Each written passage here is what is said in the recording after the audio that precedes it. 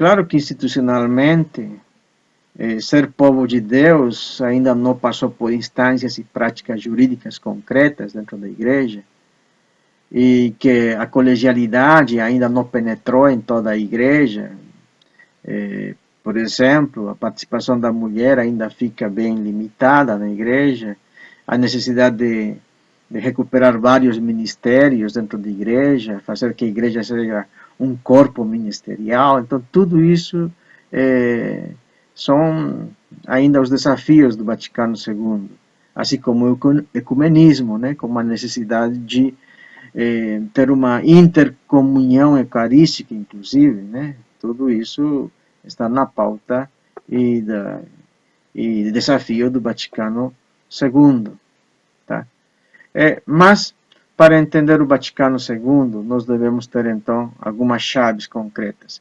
Na origem da escritura do Vaticano II, na maneira e como foi concebida, as chaves dela estão que seja um concílio pastoral. Em que sentido?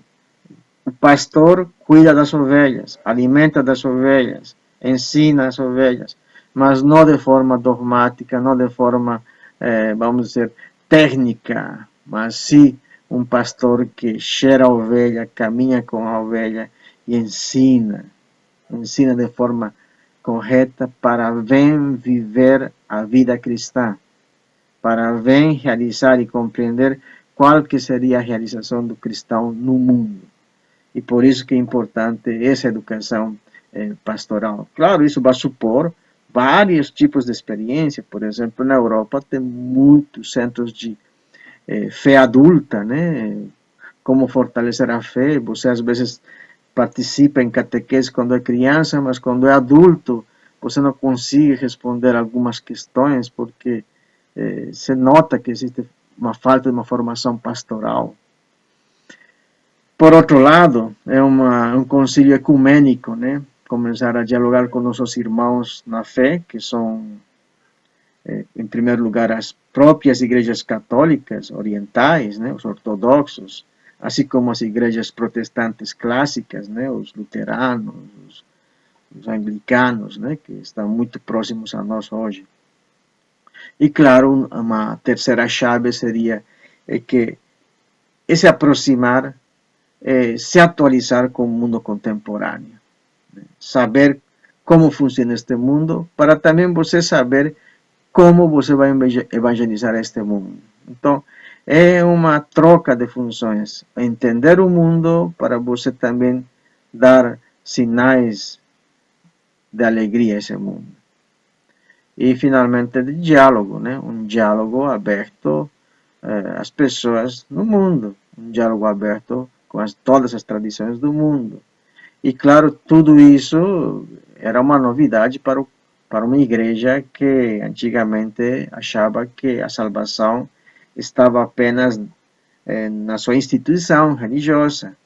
E começamos a pensar que a salvação está no agir evangelicamente no mundo, que é diferente. É isso que é uma das chaves, as chaves genéticas com as quais foi escrito o Concílio Vaticano II. Dentro das chaves dos textos, ou seja, quais seriam os textos chaves do Concílio Vaticano II, vale a pena recuperar três textos. O primeiro documento, que seria a Dei Verbum, sobre a revelação, que é importantíssimo para a tradição, porque destaca a primazia da palavra e do magistério da igreja como portadora da tradição que escreve essa memória que nós chamamos Bíblia. Por outro lado, a Lumen Gentium, que nos diz que nós devemos, ao interior da igreja, estar bem formados, nos iluminar assim, profundamente nessa experiência evangélica, para nós sermos luz do mundo. Porque se nós mesmos não temos ao interior de nós uma boa adesão à experiência de Jesus, nós não vamos ser luz de ninguém. Por isso que nós temos que ter uma excelente formação, um excelente acesso à tradição cristã, não apenas a tradição litúrgica, que todo mundo gosta de liturgia, mas, sobretudo, a tradição que faz que a experiência de Jesus seja permanente na igreja. E o terceiro documento é Gaudium et Spes, que se trata da alegria e a esperança na relação de uma igreja com o mundo contemporâneo. Então, uma igreja que já não condena o mundo como mal, mas uma igreja que tenta entender ao mundo e tenta resgatar do mundo o que tem mais valioso nesse mundo. Se integrar ao mundo e fazer que o mundo seja evangelizado. É uma leitura que coloca a igreja para fora das suas instituições, para fora das suas estruturas cômodas e bem montadas. Né? E esses textos serão chaves para entender a formação de como entender todos os livros do Vaticano II.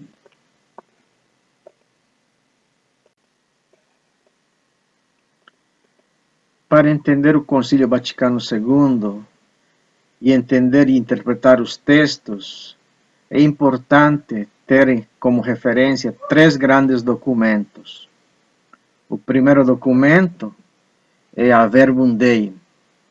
É o principal documento, possivelmente, é o documento sobre a revelação, e tem uma visão panorâmica da fé, onde se coloca a palavra de Deus como a fonte dessa revelação, a partir da tradição que é mantida pelo magistério da igreja, que compreende e conduz essa palavra. E o segundo documento é a Lumen Gentium, que é um documento que fala da luz dos povos, presente na igreja, que é uma leitura ao interior da igreja, pensando no papel da igreja no mundo. Na Lumen Gentium é importante destacar que a definição de um povo de Deus, uma igreja povo de Deus, não isenta que essa igreja está espalhada no mundo como corpo místico de Cristo. E, portanto, para entender esse conceito de povo de Deus, esse conceito de corpo místico de Cristo, supõe uma comunhão, uma adesão profunda ao interior do mistério da fé que a igreja tem. E ela deve ter como obrigação ensinar em primeiro lugar aos membros da igreja e, dessa maneira, permitir que ela caminhe mais densamente ao interior da fé.